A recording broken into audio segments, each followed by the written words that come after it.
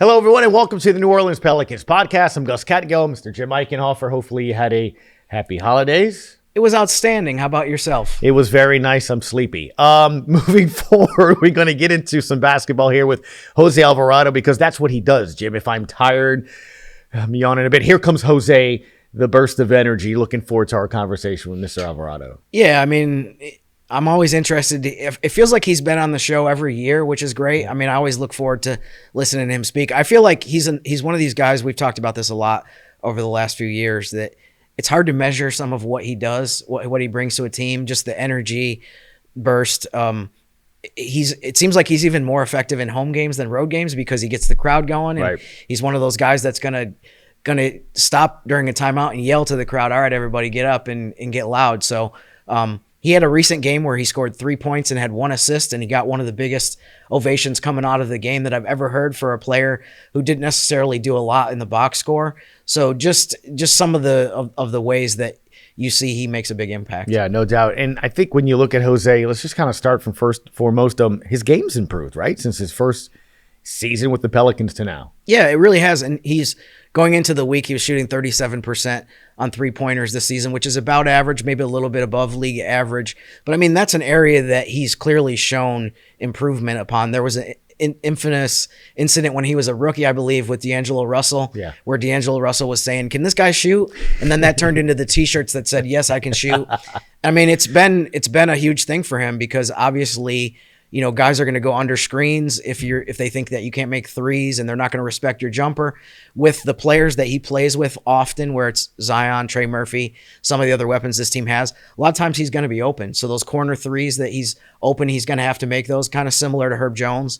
And we've seen him work on his game so much and become a better player to the point where his confidence, I think, is higher than it's been. And finally, before we get to our conversation with Jose, I think adaptability has been impressive to me. What I mean by that is understanding, hey, look, we got a really special rookie in Jeremiah Fears. How do I adapt my game? Well, those minutes that he gets on the court, he shows his leadership, Jim, I think, on and off the court, not only by mentoring him, but also by understanding that I might need to be used to close games out with my experience. So him being able to adapt his game this year has been interesting. Yeah, we've seen James Borrego have games where he says, you know, maybe Jeremiah Fears hasn't had the greatest night, or, you know, he's having a so-so game. And even if he's playing well, sometimes you go to the veteran guy. You go to the guy that has 5 years of experience. And I think, though, one of the things that stands out to me in terms of Jose and Jeremiah, too, is it's not easy when a rookie comes in and is the same position as you. But it seems like he's handled that so well. And he's recognized the fact that Jeremiah has a great future potential in the league. And he's immediately, it's kind of like the backup QB who's been in the NFL for 15 years. The way that I can help this team the most in some ways is to help the rookie and help him adjust to the league. Yeah, and he's still helping the Pelicans win games, that's for sure. So without further ado, here's our conversation with Pelicans guard Jose Alvarado. Joined alongside Jose Alvarado for this episode. Sir, thank you for your time. Man, how you doing? Good, thanks for having me. Great. Holiday season, sir. Have you gotten everything you need to get done? Nah, not really. I'm more of a last minute guy, you know. Are you?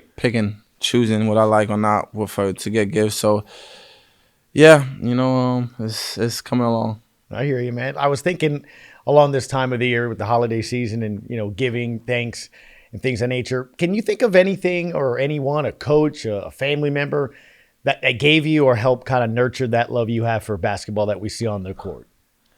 Oh, it goes down a list. You know, I can't really point out a person. There's so many people that not only pushed me, but gave me an opportunity for, you know, just the journey of basketball I have. So, yeah, I can't really point out, you know, a person because there's so many coaches, so many just individuals out there that just helped me on my journey. And, you know, I definitely got to shout out my parents. You know, that's the main people I got to shout out, you know, my wife, my kids, and, you know, just people like that. But there's a lot of people that joined the journey. I could say that, you know, my high school coach, Uncle Nick. There's a lot of people. Yeah, I can't really go down the list. No, I just got my 9-year-old a basketball goal for his birthday. I remember when I got my first goal of ball. You know, that's kind of remember. Yeah, it goes down to my dad. You know, just seeing my dad, how passionate he was about baseball, and that was my first sport. And then going down the list is just kept carry on my whole life. You mentioned your daughters. I mean, I think people have seen them at the press conferences that you have at home and stuff like that. I mean, how cool is that experience of they're starting to get a little bit older, maybe starting to understand a little bit more of like what dad does? Oh, it's the best feeling in the world. I mean, as you a parent, the love that I have for them is out of this world. Can't really express it. Just know I'll do anything for those, those three girls that I have. And it's just something that I enjoy doing. That's something I'm super proud of. Like, just to have them around this game that I love so much that I watched growing up.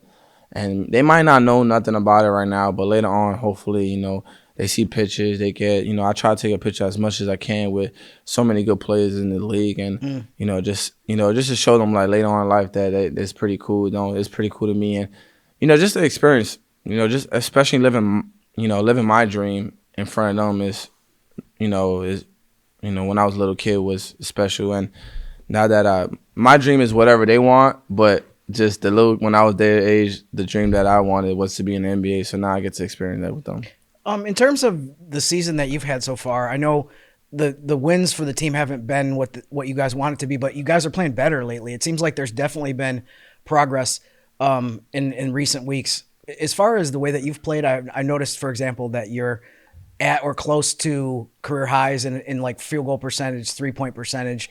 And some of the things, like, I know that you've been working on your shot diligently for the entire time that you've been here. But what's your assessment maybe of the way that you've played so far in the first part of the season? I mean, obviously the wins ain't what we want. That's not what I want either. So definitely a hit from there. But man, I worked on my game so much every year, and they say numbers don't lie. As I kept going again. Year by year, I got better and better and confident. This year, I'm just improving in every aspect of my game. I think, like you said, field goal, 3-point, whatever it is, I think I got better at it.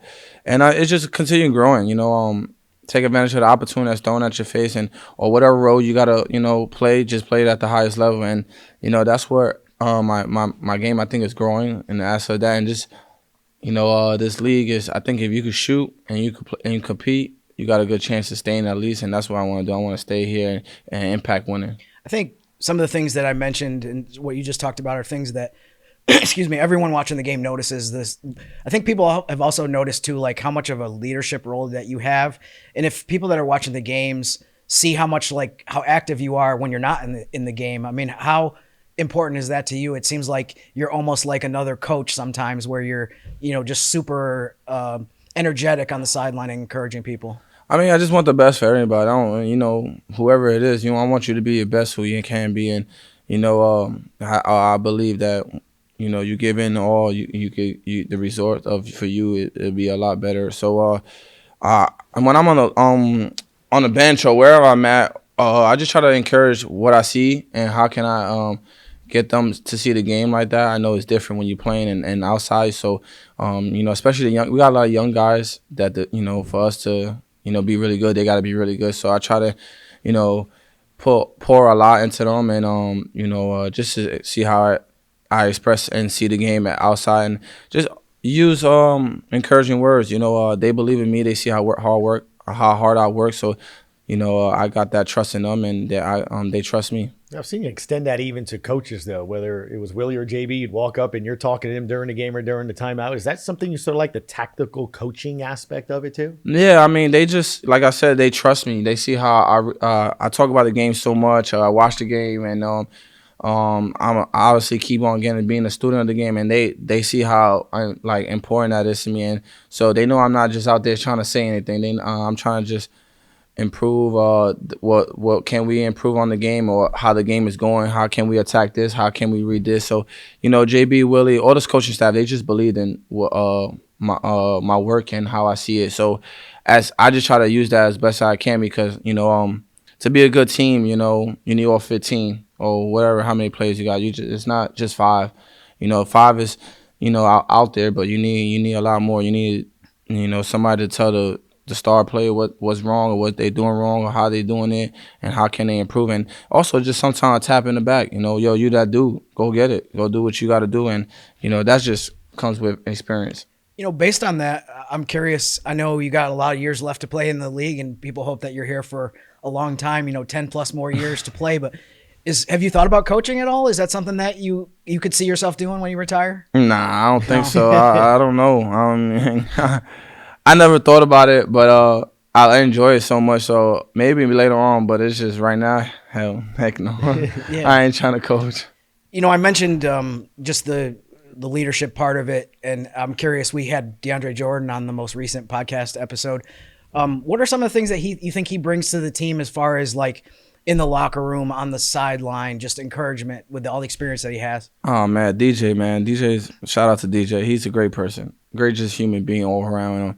That's probably it's crazy how close we got. That's considered probably one of my best friends. I guess you see if you social media how he just we get along so well personally. He gets along with everybody. He understands, and he tells you what you need to hear, not what you want to hear. You need that guy around. He does it respectfully. He does it the right way, and his resume speaks for itself, though. He's 18 years in this league not for no reason. He built a legacy when he was playing, and he knows the game. He knows how to function on and off the court. Just being professional, and he's a prime example of being professional. And like I said, being a leader is also being vocal. He's one of those guys that's very vocal, no matter what, and he want to bring the light into the room. He don't want no sadness going on, and he always brings that out no matter what is going on in his life. So he's a great leader. I mentioned how the team has been playing better and definitely making progress in recent weeks. How do you think that the style of play of like just playing faster fits you guys? It seems like there's been a lot of guys that have continued to play really well recently as you played faster. I mean, I think that's just who we are. As offensively, that's our best weapon, and we got guys that play fast, and then we got guys that could slow it down. I think we're figuring out as a team how good are we offensively. That's one aspect of it. On fast playing fast, but then now we got another part of it that where we can slow it down, and we got a great rookie that could do that for us, and we just learning, and as it keep on going on, we getting better, and we need to put all of it together and keep winning. Definitely going to ask you a little bit about the rookies in a second here. But what do you think about the way that like Trey Murphy has been playing lately? It seems like he's made another big jump this season. I mean, he just doing what we need him to do, and that's exactly what he's supposed to do. And we know how good he is. We know how good he's going to be, and he keeps on improving. He keeps on getting better in every aspect of the game. Mid-range finishing, threes we know he can shoot. Moving out without the ball is a big part of what he's doing now. And, he's just trying to do whatever we can to win the game, and that's what he's doing. Yeah, I mean, it does seem like his cutting, his moving off the ball, like you mentioned, has been a really positive thing for him. In terms of the rookies, I think people that watch the games too have also noticed how much you interact with Jeremiah Fears. Obviously, the same position. I mean, what do you think are some of the things that you focus on him with the most? You've had 5 years in the league now, and you know what it's like to come into the league as a rookie point guard. Oh, I mean, he's first of all, he's a great player, and that's easy to see, right? Mm-hmm. And it's easy to see how good his future is going to be. And, one thing about Jeremiah, man, he's a professional at a young age. He comes in and do step-by-step work, no skip, nothing. And that's something you can't find at a young age. He's 19 years old, still growing. And, you know what, I just try to pour in what because he just came in the league. It comes with experience. He's going to be tremendous as he kept going. He's going to be really good as he keeps going. But, just trying to put him in a faster pace of just reading certain things. And, he does things so well and so that he could get to, the rim so easy. Sometimes it's not about, in the situation, you scoring. It's like, how can you get somebody else involved? Because how – it's like I tell him, you could get to the basket every time. It's how we going to get everybody else involved, and then it makes it so much easier for you to get to the basket. So stuff like that to express to him and how he's improving. But, man, he's doing a great job. Along those lines real quick, how important is it to have a player that's receptive to something like that? It's great. He's willing to learn. That's the most important thing. He's accepting what we're saying, and sometimes he tells us what he sees, and sometimes he's right and sometimes we're wrong. We just got to accept that. He's a person that, is okay with that. If you had a time machine and you could go back to your rookie year, what do you think you would what advice would you give the Jose Alvarado rookie year that you think would benefit you the most? Are there certain things that you look back on and say, man, I wish I knew that, or something that could help you? I mean, yeah. I mean, do I wish I could go back and say how I read the game? But that just comes with experience. I really wouldn't tell myself nothing different. I think I did it the way that I should have did it. You know, I went out there and played hard, didn't do too much, went out there and did what Jose do, play defense and get coach trust. And, you know, I think as I learned when I was a rookie, shots need to start falling, and I just kept pushing for that. So as a rookie, I think I did it. I mean, it's hard to make it to this NBA. It's hard to even get, you know, on the team and stay on the team. Mm-hmm. So I think I did it the right way in that sense, you know, not do too much, because now I know offensively I'm more expanding my game. But then I didn't need that. I needed to get my coach's trust. I needed to understand that what I needed to do at a high level, and I needed to do that, and that's what I did. I mean, it sounds like there's certain things that you can't really tell someone too, that he's just going to have to go through. And it seems like he's already made a jump from game 1 until game 20, whatever, which is, you know, a credit to him. One of the things that we asked DeAndre that I'm curious about your perspective on too is, what's your impression on how it seems like Jeremiah gets into a lot of confrontations with other players? Like, is it just that he just doesn't back down to guys, basically? Yeah, he's competitive. Yeah. You know, and he better never change that. You know, that's just who he is. Mm-hmm. And, you know, yeah, we tell him, you know, certain things that, you know, we got to figure it out, but keep being you, you know, don't ever change that. That's why you in this NBA, and that's why you're in the situation you in. You're 19 years old, starting an NBA team, and really good on it. So that don't comes with just handed to you. You know, that comes with, you know, him being, you know, it's cliche, but fearless. You know what I'm saying? Mm-hmm. So, you know, he should never change that. He should never go out and be somebody he's not. You know, no matter what. He means good. He's not over there trying to be a bad guy he just want to compete, and that's something he should never change. One of the things that DeAndre said, I don't know if this is what you were referring to a little bit when you said you're working with him on. He said he said basically Jeremiah's donating too much money to NBA Cares with all the technicals. He's like, I'd rather have him buy me a bottle of wine. So, I mean, DJ, that's something DJ would say, man. You know, but like I said, you know, we fixing it up. We don't want him to do the goofy ones, but you know, be yourself at all times, and you know, try not to get as many texts. You don't want to donate too much. But you know, like I said, I just think that's just who he is, and in a good way, I think it helps him a lot. In terms of Derek Queen, I mean, what's been the most impressive part about kind of his introduction to the NBA, just the way that he's kind of quickly come up with some of these performances that he's had? I mean, D Queen's D Queen, man. I mean, I know you hear a lot about him. He's Troy and Joe did a great job with this rookie class. You know, they high level. They not just regular rookies, though, as you can see. DQ is just, you know, he got a unique game, that's how you say it, unorthodox. Yeah, there we go. Yeah, you can't really figure out what he could do, what he can't do, or how you can stop him.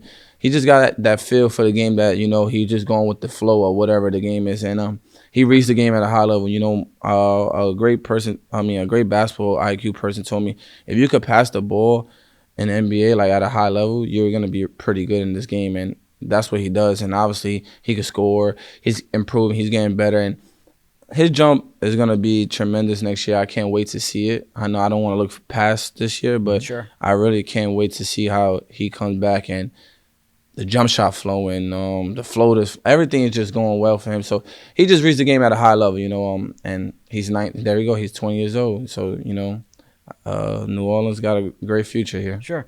Last thing for me, I'm curious, you know, obviously he played in summer league and then he got hurt, and then he missed all the preseason games. He only had like 2 or 3 practices before the regular season, so he didn't have that much time on the court with you guys and vice versa.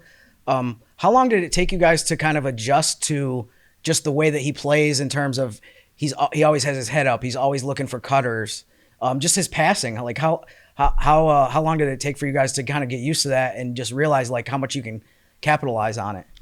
I mean, it was right away, to be honest. Once we see how he could read the game and how easiest it comes to read to him, we like the best asset is when if you got shooters, backdoor, or whatever it is, we knew. And the stars, you know, the main guy, like Trey Murphy, Jordan Pools, they had to understand that when he got a ball, we could get easy baskets, and that's what we're learning now. Along the lines, as we finish up on the rookies, Micah Peavy seems like a perfect fit when you have that second unit at practice and or competing.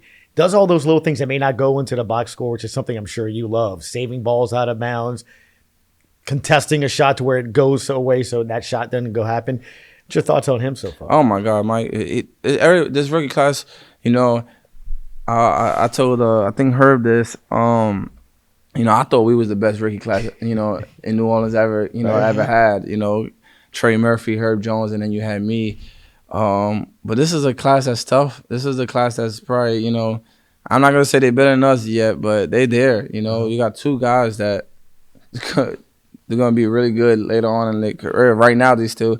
And you got P, you got P. So this class, the rookie class is really good. He does everything the right way, He does the things that don't show up in the stats, in the paper.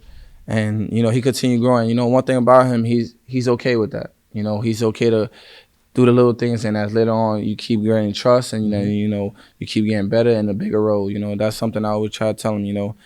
It's every team got a star. How you gonna fit in with those stars? That's the role we gotta understand. And you right now you gotta play. We gotta just play defense and get easy baskets and make the stars' life a little easier. And later on, the road talks for itself as it grows. Yeah, it was funny because that's what I was thinking. This class seems to fit in with what you guys want to do and have been doing. Final thing for you with Jose Alvarado here is you've said at the beginning of this season, you referenced similar start this year to a couple of years ago in which the team didn't start with a lot of wins, wound up getting into the postseason. So fans watching right now, why? Why can this team, you think, do something similar like that and get into the postseason? Oh, we can. There's no question about it. I tell this story all the time. I think we started like pretty similar or pretty bad during my rookie year, and I'm sitting here and Brandon Ingram sitting right next to where you sitting, and I'm over here like, damn, we not. He looked at me and knows, not joking or nothing. He said, we're gonna make the playoffs. And that's what we did. I mean, I thought he was crazy at that point, but, we did. And, one thing about DQ, and I give him this, he always saying this, we're going to make the playoffs. We're going to make the playoffs. We're going to make the playoffs. And, that's just something that you want as, rookies or even like, us. We believe that. We believe we just got to pushes you guys. Yeah, we just believe that. It takes time. It's not what we would like right now, but, anything is possible.